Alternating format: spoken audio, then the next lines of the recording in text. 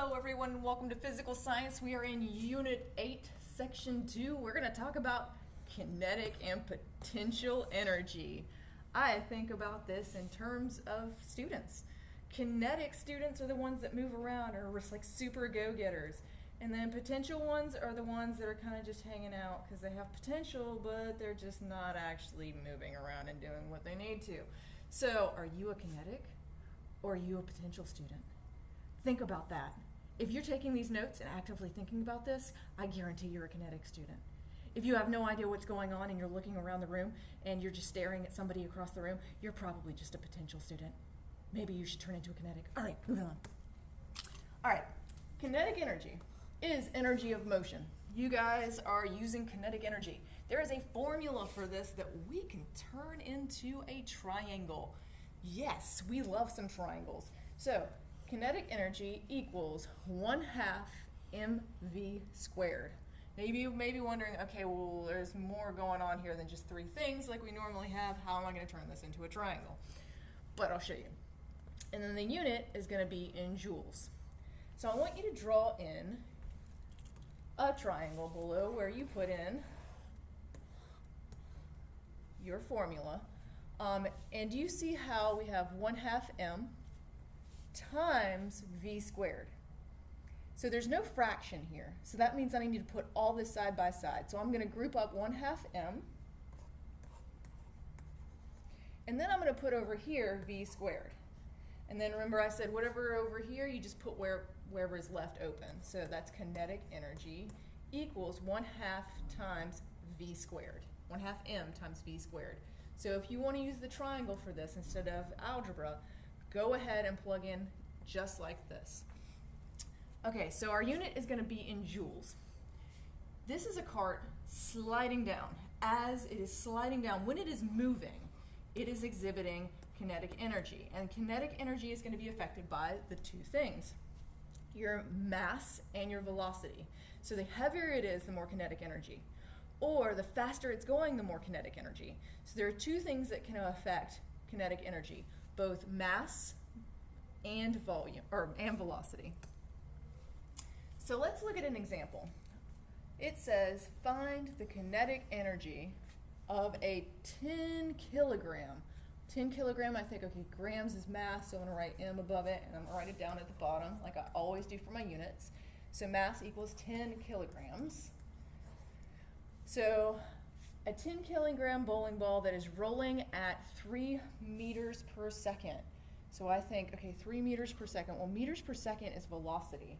So velocity equals 3 meters per second. So I have two variables, and it says find the kinetic energy. I don't know what KE is. So I'm going to use my triangle. And on the previous triangle, you can see that KE was on top, 1/2 m was here, and v squared was here because you have to multiply 1/2 m and v squared together to come up with your kinetic energy. So kinetic energy equals 1/2 m. Well, my m is 10 kilograms, and times v squared, so 3 squared, which is my acceleration, so 3 meters per second squared. So when we do the math on this, we're going to have to say, okay, well, 1/2 10, which would be 5. So we got 5 here, times 3 squared, which is 9. So 5 times 9 is going to give you 45. Now, what units are these? Well, honestly, it's easiest just to memorize the units for kinetic energy. Energy is measured in joules, so this would be 45 joules. And that would be your answer. So KE equals 45 joules. Okay, and here we go. What if we aren't moving? What if you're one of those students that has potential, but you're not using it? Or what if you're a spring? You have potential to have energy, but you're not moving. Potential energy is stored in an object. So it's in there, it's just not being actively used. There are two types. The first type is elastic. This is like a rubber band. Like if I were to hold a rubber band out next to your arm, you are not currently being hit, but if I were to release it, it would turn into kinetic energy. So a stretched rubber band is elastic. So this is stored in an object that is stretched or compressed like a spring. So springs are compressed, so those have stored energy, and rubber bands are stretched. So anything that has energy stored because it's either pushed together or stretched out. The second type is gravitational. This is energy that is stored in objects that can fall. So anything that is on the edge of a desk or is at some sort of height. So energy stored in objects that can fall. So this guy here, when he is up here, he has the potential to fall. So when you're swinging, you go up and you pause. When you pause, you have the potential to fall back down, so your potential energy. And then when you start moving, boo, you turn into kinetic energy. And you keep going with the kinetic energy until you go up here and you pause. Then you've got potential energy again. So potential can be turned into kinetic. So when you're trying to figure out gravitational potential energy, so let's write calculating gravitational potential energy. We have another formula. PE equals mgh, and like all energy, the unit will be in joules. We can turn this into a triangle again if we group things together. So M and G can be grouped together because gravity, G, is always the same. It's always 9.8 meters per second squared. And we have to multiply that by the height. So I'm going to put mg, which have to be multiplied, times, because remember you put side by side, it means multiplication, times the height, gives me my potential energy. So on this side, everything's multiplied, so I'm going to put it all on the bottom. And on this side, you just plug in whatever's left. So I'm going to use this to solve for, where g is acceleration due to gravity, and it is always 9.8 meters per second squared. You do not need to memorize that. That is on a reference table. So don't worry about it. You'll probably have it memorized later anyway, but acceleration due to gravity is always this. So let's look at an example. So it says, Joe's sun drop can sits on his desk. It is 1 meter above the floor. So I underline that and I write, think, what is meters a measure of? Height. So height equals 1 meter. And then I keep going. It says the mass of the can is 0.5 kilograms. It tells me my M equals 0.5 kilograms. And it says find its PE, so potential energy, question mark. How do I know that it's got potential energy? It's not moving, but it does have potential. So I'm going to use my triangle. And PE was on top. And down at the bottom was going to be, you have your M times your G, and G is always 9 times 8, so I'm going to put my mass times 9.8, and then my height. So my mass is 5. Oop, that is K. That is definitely not a 5. What in the world in the middle? I don't know. So this is a 5 times 9.8, because that is always a constant, so mg. And then I plug in my h, which is 1. So 5 times 9.8 times 1.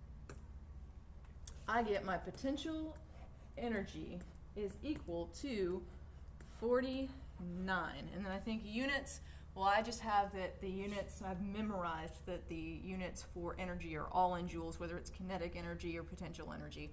So joules. All right, Miss Melly.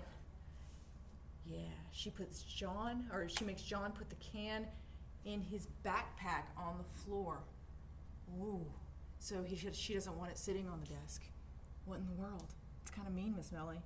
Well, she takes it and makes them put the can in his backpack on the floor, and it says, find the potential energy. Huh, there are no numbers. So I stop and I think, oh God, I don't have enough information. And then I keep thinking, well, I already know from the previous problem that the can has a mass of 0.5 kilograms, so mass equals 0.5 kilograms. but it doesn't tell me what his height is, and I need mass and I need height, except that the can is on the floor. What is the height if the can is on the floor? 0 meters. It's on the floor. Anything times 0 is what? 0. Your potential energy is 0 joules. Guys, if it's on the floor, if it has no height, you do not have a potential energy. There is no potential there.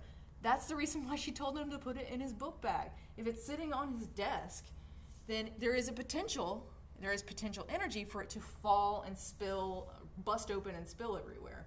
But if she tells him to put it in his book bag on the floor, there is no potential energy. There's no way that can is going to bust.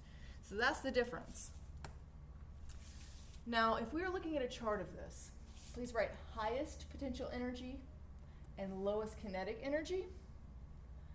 So if I have the highest potential energy and the lowest kinetic energy, what am I doing?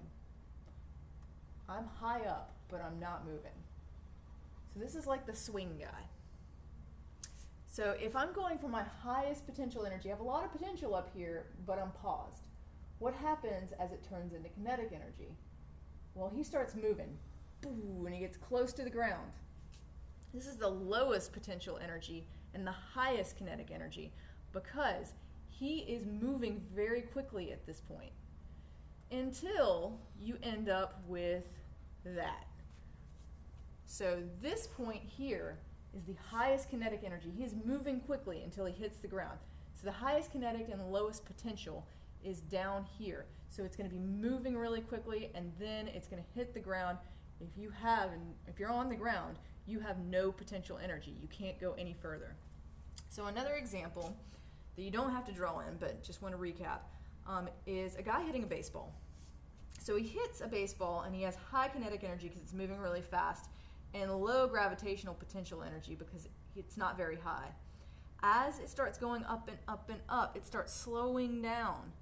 And that means it has low kinetic energy and it will do this like slow pause in the air, and then the gravitational potential energy will kick in. It's not kinetic energy from his bat anymore, it's gravitational potential energy, and it's going to start pulling down until it hits the ground.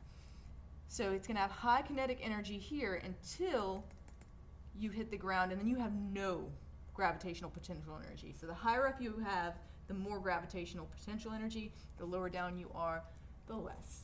I hope everyone enjoyed and have a great day.